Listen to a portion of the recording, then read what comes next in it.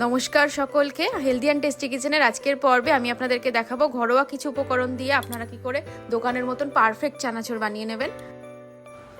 চানাচুর বানিয়ে নেওয়ার জন্য বেসন নিয়েছি। বেসনের মধ্যে আমি এক একে লবণ, হিং, হলুদ, তেল দিয়ে ভালো করে মিক্স করে নেব। তারপর আমি ব্যাটারটাকে জল দিয়ে একটু শক্ত করে মেখে নেব। একদম শক্ত করব না, একদম নরমও করব না। এবার ব্যাটারটাকে আমি একটা তেল দিয়ে রেস্টে রেখে দেবো 5 মিনিটের জন্য। ততক্ষণে আমি সেও বানানোর যে মেশিনটা আছে সেটাতে তেল দিয়ে রেডি করে নেব, যাতে বেসনটা আমার লেগে না যায়, চারি সাইড দিয়ে সুন্দরভাবে যাতে বার হয়। 5 মিনিট রেস্টে রাখার পর বেসনটিকে আমি মেশিনটার মধ্যে ভরে নেব।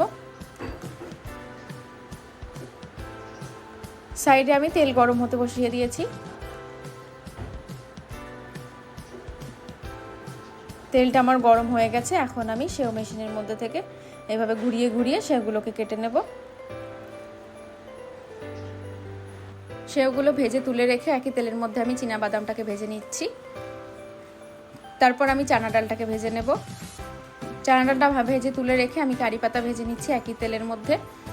এখন আমি একটা মিক্সিং জারের মধ্যে চানাচুরের মশলাটা বানিয়ে নেব। তার জন্য আমি নিয়েছি রসুন, জিরে, শুকনো লঙ্কা, আর সামান্য পরিমাণে হিং, আমচুর পাউডার, বিট নুন।